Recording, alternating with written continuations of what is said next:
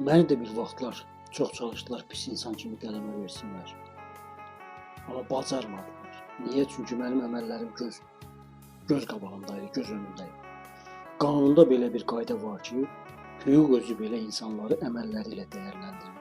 Hansı əməlin sahibisənsə, deməli sən elə o tipdə insansın. Mən çox şeylər yaşadım. Çətinliklər gördüm, itirdim, yıxıldım. Amma Allah hər şeyə qadirdir, çox şükür. O mənə güc verdi, qaldırdı. Yıxıldığım zaman yanımda mənim dəstəkçim yalnız anam, bacılarım və qardaşlarım oldu. Və qalxdığım zaman da elə yanımda mən bu insanları gördüm.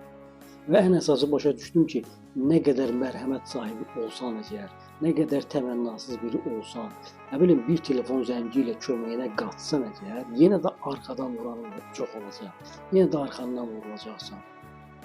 Mən belə şeylərdən çəkinən adam deyiləm. Nə də dəyişən adam deyiləm, yaxşılığımdan qalan adam deyiləm. Amma artıq burada inam söhbəti var, güvən söhbəti var, sədaqət var. Bilirsiniz, bugün bir çox insanlar yaxşılığa deyil, harda pis şeylər var, ona cavab verməyə çalışırlar. Bu da səbəbsiz deyil. Çünki belə insanlar təşəkkür etməyi bacarmazlar, bağışlamağı bacarmazlar. Belə şeylər bu tip insanlara çox ağır gəlir.